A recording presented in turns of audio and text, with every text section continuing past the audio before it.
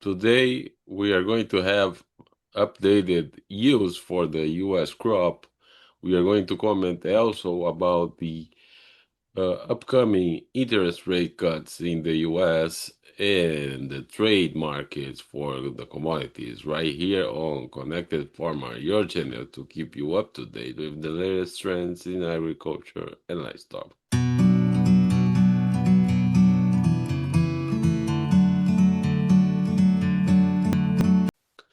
So, Jerry, again, we didn't have any news this week about soybean purchases by China from the US. Uh, I'm not sure if that's going to happen anytime soon. There's a lot of news about economic slowdown in China, so maybe that's the reason that they are with such low purchases and no purchase whatsoever from the US. That will be one of the reasons, but of course, there's a trade war going on, and the markets on Friday they went lower for both corn and soybeans. Yes, yes. Well, what we ended up, uh, the, we had a big meeting there between Z and Putin and some of and even North Korea's uh, person early in the week, and they showed a lot of force and all kind of stuff. But I think the real interesting thing in that whole scenario is that there's indications things are slowing down over there, but I think this is they pretty well cleaned out South America, even got into Paraguay into Uruguay and other places last week buying out the beans to try to keep them going as far as they can. Uh, and to some extent, this is really the battle of Z deciding he doesn't want to show any weaknesses at this point. But in general, here, that's part of the reason why beans kind of slipped away on us here a little bit as the week went on. Corn kind of hung around here because of some interesting concerns about the upcoming USDA report and that. But in general, the markets going into the September crop report usually has a little dip here after. It's interesting. This is kind of a common phenomenon that happens in late August and early September. The market kind of recalibrates, and to some extent, take some profits and then turn around and resell it is a concept that's not uncommon at this time of year. So, right now, at least, the markets are definitely going to be staring out the window here about the upcoming crop report. But economic news, as you pointed out here, is very mixed at this point. Even in the U.S., the latest unemployment numbers definitely showed a significant slowdown, even after President Trump put in a new director of economic data here Yeah, after so with that, I think the case is strengthening for the a lower interest rate in the US. It can be half a point, it can be a quarter of a point, but definitely something that US farmers need at this point. Oh, definitely. Everybody at this point always appreciates lower interest rates, no doubt about that. And there's a situation here where uh, it's and I kind of believe that it could be a half a point on this scenario at this point right now. But at the same time, we do need to get one of our major long-term buyers back in the market here, even looking at corn and beans both here along the way. Uh, we're at this point, at least, going to be needing additional purchases here. And you would think that with prices where they are this fall, that these are pretty attractive levels here at this point. I think there's been some good corn purchases along the way, but it's pretty amazing that the rest of the world hasn't swept in here and bought some more beans.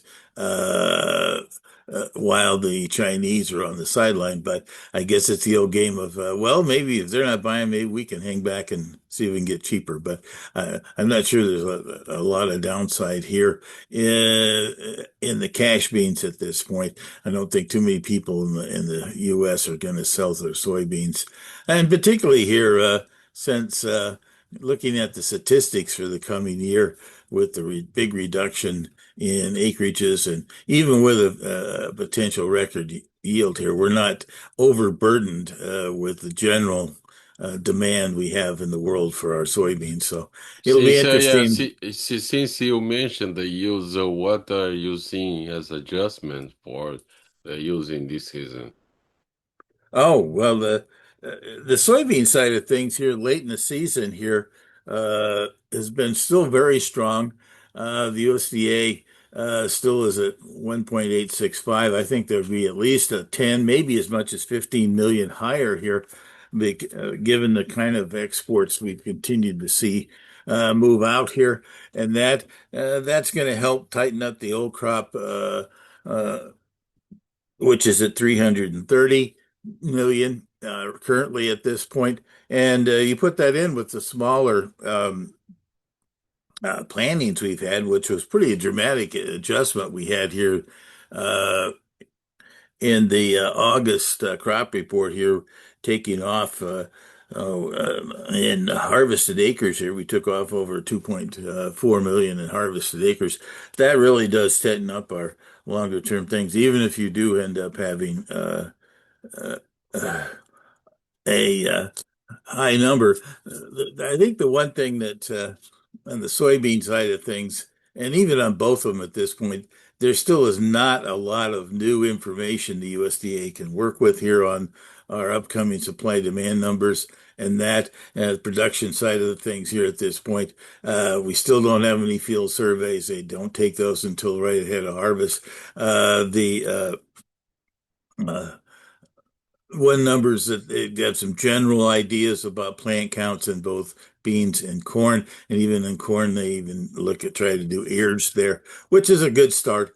All this used to be some of this started in August, but they've decided between cost and reliability they moved that to September, and so to some extent we're still going to be kind of dependent on what's going to happen here just as harvest begins and when they start to get the actual field surveys in. But going back to these beans, uh, kind of feel like that maybe this market's going to take a little bit of a dip here on yields, and that we had SDS commentary. I think that the dryness is also starting to lose some of the pod numbers out here, particularly east of the Mississippi.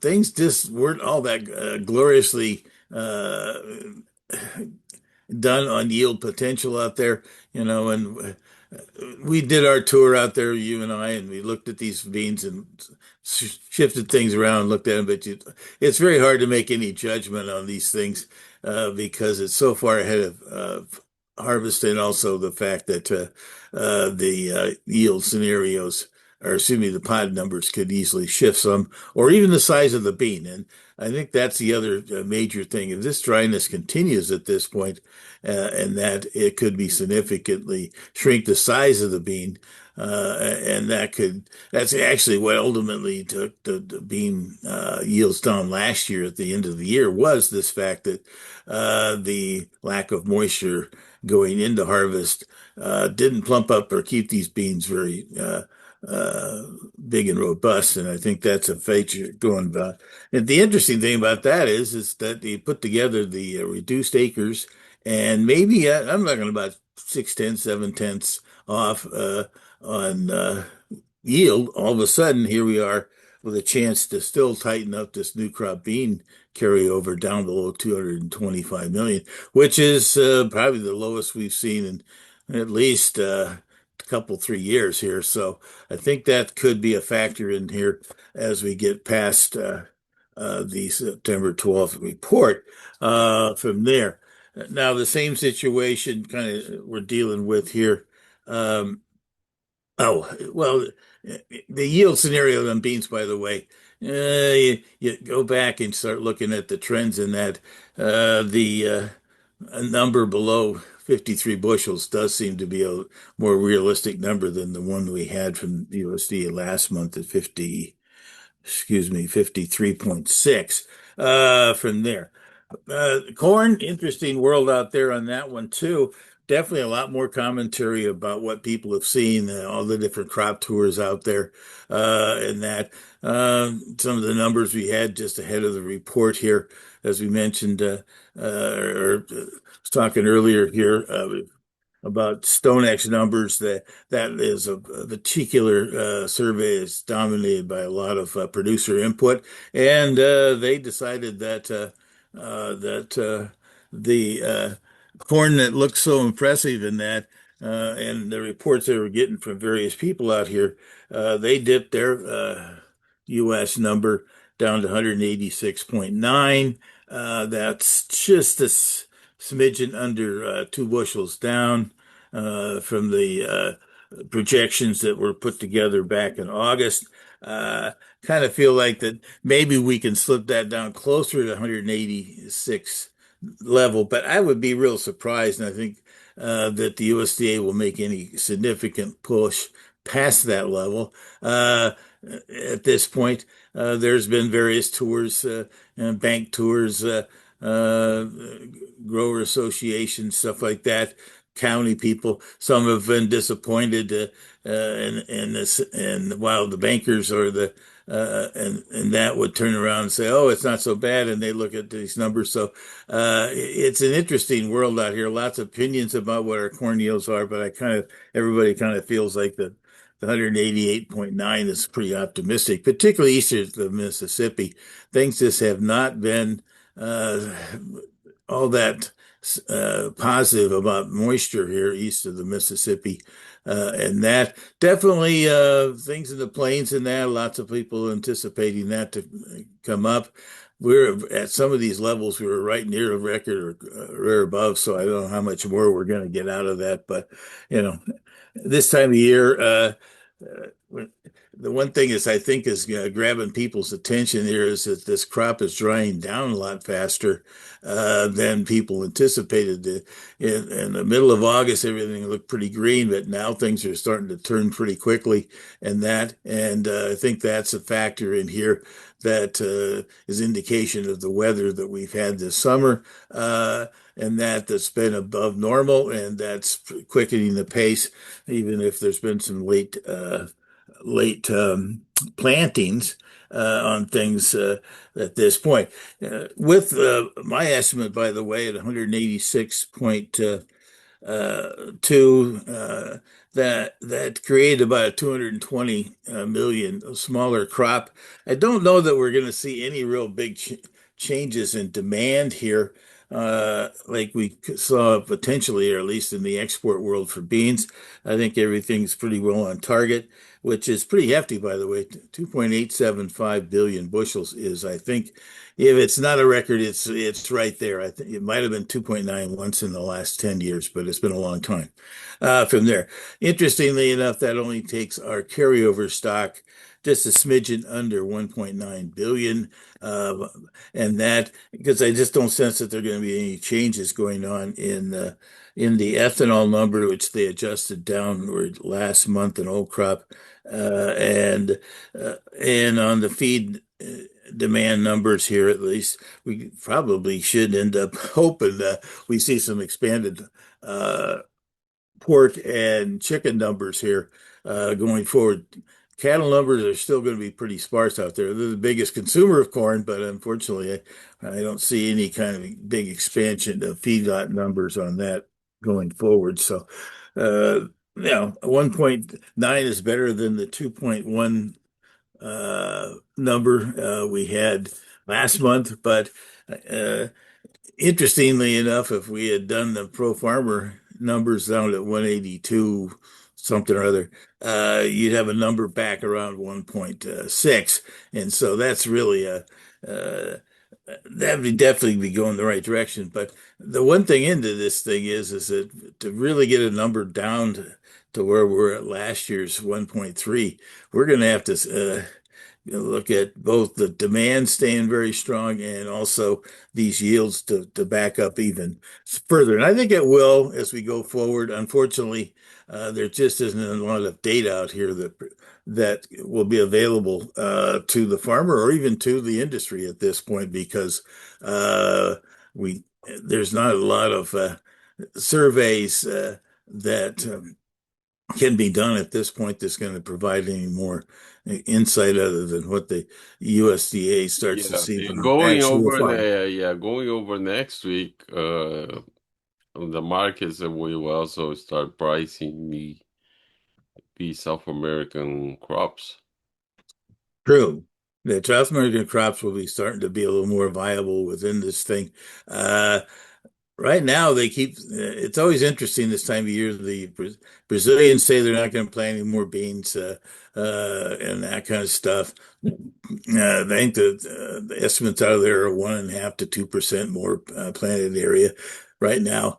The big producers and big farmers down there are still edging, looking very closely at the Mato Grosso areas that have been set aside here for years because of the uh, Amazon issues and things of that nature. And there's bumping up against the government about expanding those access to that. I'm not sure Lulu is in the Brazil's president is hot on that idea, but it's a factor out here that's there. And the still kind of in the dry season here in Brazil, uh, in the major areas up there, Mato Grosso and Goiás, and that while there was some good rains across Argentina and also southern Brazil, Rio Grande do Sul, and that I don't know that both those areas are still I think a little far away before they normally start planting, but definitely a positive in those two areas there. There's some talk that the Brazilian uh, second crop corn could be as high as 140 million metric tons, but it's a long ways away at this point. Definitely the soybean side of things. Uh, also, uh, there's talk of being 175 down there in Brazil. Both of those are natural growths from here. We'll just have to see how the weather does pan out in South America at this point. But uh, this time of year, lots of optimism about crop production expanding. And looks like the U.S. has definitely expanded over the last couple of years. And we'll have to see how much of it really finally gets in the band. Uh, and we'll start to see our first, or our next, I should say, projection from the USDA will be out next Friday. I guess the world will be looking forward to that. All right, thank you very much. You Bye. bet, Ted. Yeah, bye bye.